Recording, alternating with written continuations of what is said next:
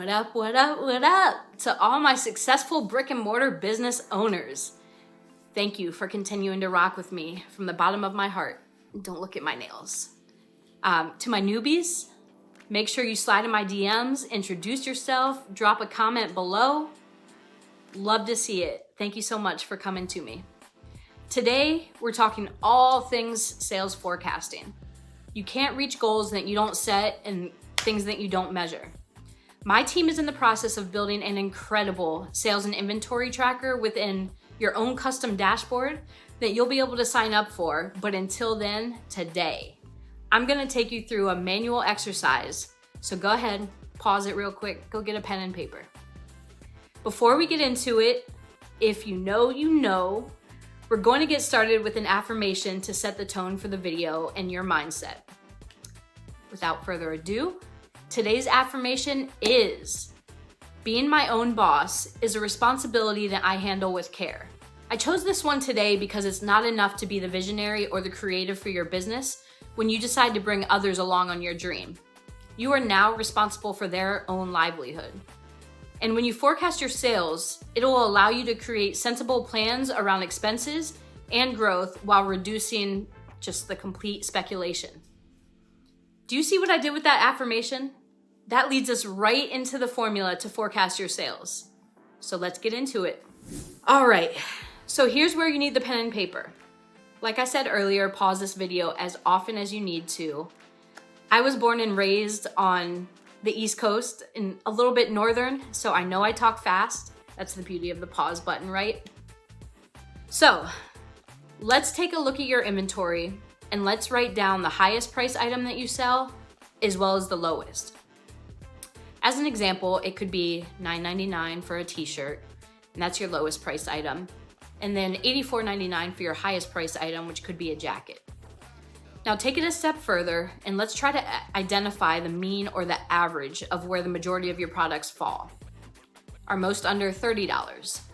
Does 75% of your inventory fall between $30 and $50? Make sure you write that down as well. By the end of this portion of the exercise, you should be able to speak to the majority of the range of your merchandise by saying X% of my inventory is priced between X dollars and X dollars. So in other words, 70% of my merchandise and inventory is priced between $20 and $50. Hope that makes sense. The reason we're doing this part of the exercise is because it's important to have balanced ranges of price points within your inventory. Not only to just drive upsells, but also to drive what we call the average total basket.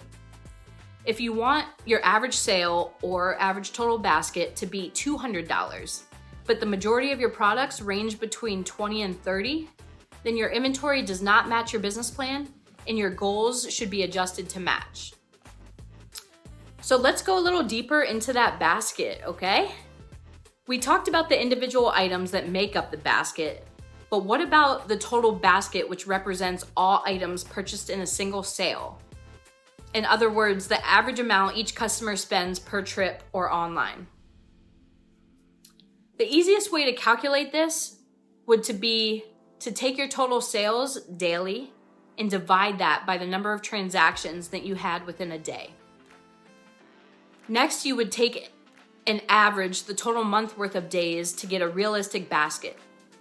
Depending on the software that you have, either online or within your POS system, it'll likely do the math for you already and you won't have to go manually doing this.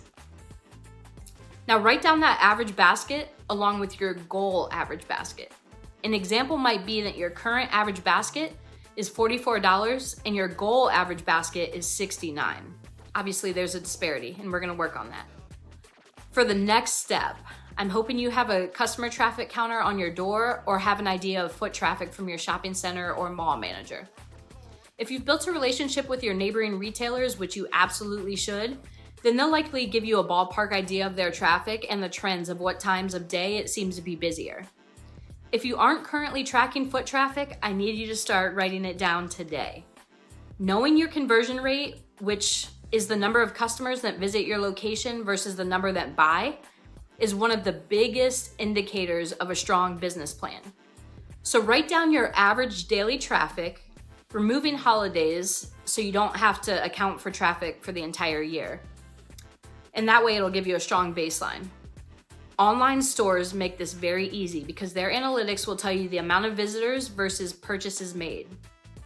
Now, find the number of transactions that happen in a day and average that out. If your POS system doesn't do this, it may be a bit more manual, but you can count the receipts each day. Write down your average daily transaction count. All right, now it's time to make it all make sense. Take your average basket and multiply it by the average number of daily transactions, and that equals your average daily sales.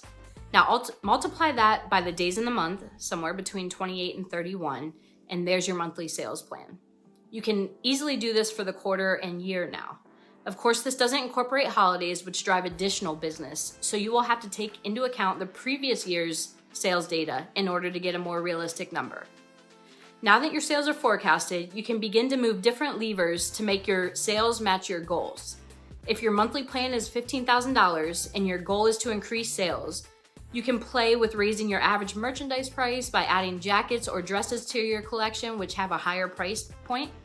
Or this exercise may make you realize that you need to reduce operating expenses in order to create larger profit margins and pay your team. The better and more accurate you get in performing this, the better you can plan your business, its profitability, and your inventory.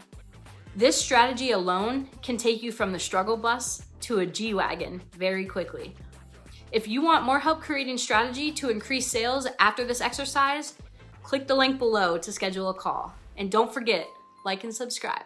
See you guys next time.